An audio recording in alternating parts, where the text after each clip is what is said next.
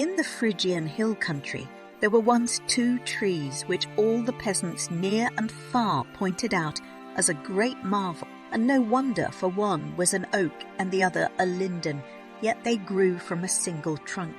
The story of how this came about is a proof of the immeasurable power of the gods, and also of the way they reward the humble and the pious.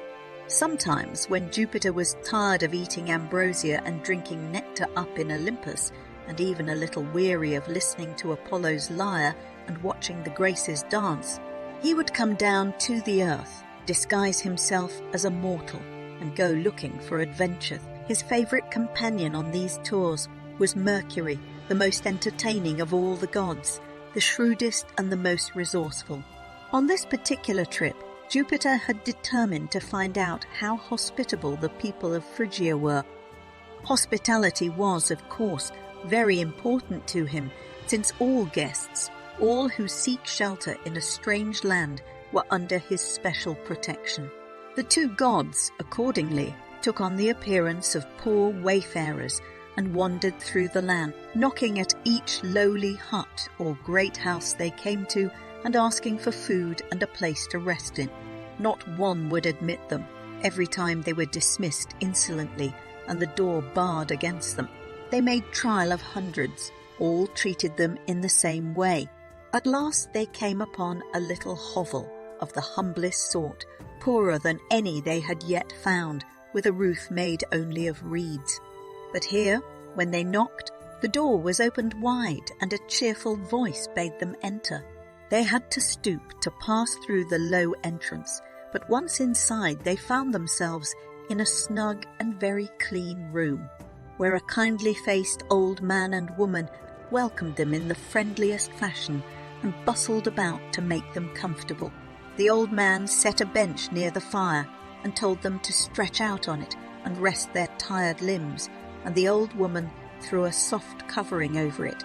Her name was Baucis, she told the strangers, and her husband was called Philemon. They had lived in that cottage all their married life and had always been happy.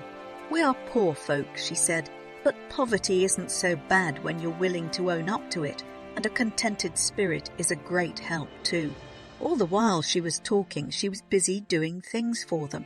The coals under the ashes on the dark hearth she fanned to life until a cheerful fire was burning. Over this she hung a little kettle full of water, and just as it began to boil, her husband came in with a fine cabbage he had got from the garden. Into the kettle it went, with a piece of the pork which was hanging from one of the beams. While this cooked, Baucis set the table with her trembling old hands. One table leg was too short, but she propped it up with a bit of broken dish. On the board she placed olives and radishes and several eggs which she had roasted in the ashes. By this time the cabbage and bacon were done, and the old man pushed 2 rickety couches up to the table and bade his guests recline and eat. Presently he brought them cups of beechwood and an earthenware mixing bowl which held some wine very like vinegar, plentifully diluted with water.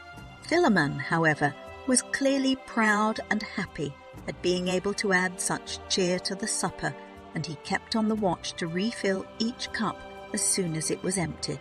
The 2 old folks were so pleased and excited by the success of their hospitality that only very slowly a strange thing dawned upon them. The mixing bowl kept full.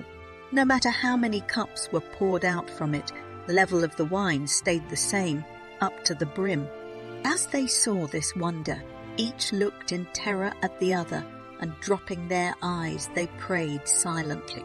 Then, in quavering voices and trembling all over, they begged their guests to pardon the poor refreshments they had offered. "We have a goose," the old man said, "which we ought to have given your lordships. But if you will only wait, it shall be done at once." To catch the goose, however, proved beyond their powers. They tried in vain until they were worn out, while Jupiter and Mercury watched them greatly entertained. But when both Philemon and Baucis had to give up the chase panting and exhausted, the gods felt that the time had come for them to take action. They were really very kind. "You have been hosts to gods," they said, "and you shall have your reward.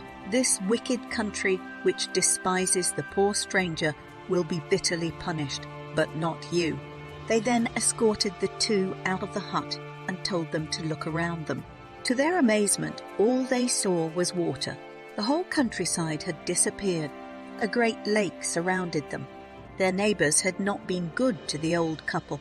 Nevertheless, standing there, they wept for them. But of a sudden their tears were dried by an overwhelming wonder. Before their eyes, the tiny, lowly hut which had been their home for so long was turned into a stately pillared temple of whitest marble with a golden roof. "Good people," Jupiter said, "ask whatever you want, and you shall have your wish." The old people exchanged a hurried whisper.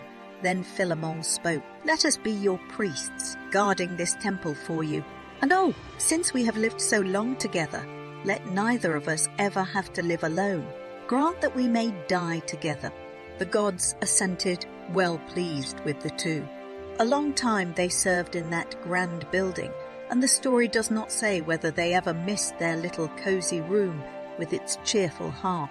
But one day, standing before the marble and golden magnificence, they fell to talking about the former life which had been so hard and yet so happy. By now both were in extreme old age. Suddenly, as they exchanged memories, each saw the other putting forth leaves. Then bark was growing around them. They had time only to cry farewell, "Dear companion." As the words passed their lips, they became trees, but still they were together.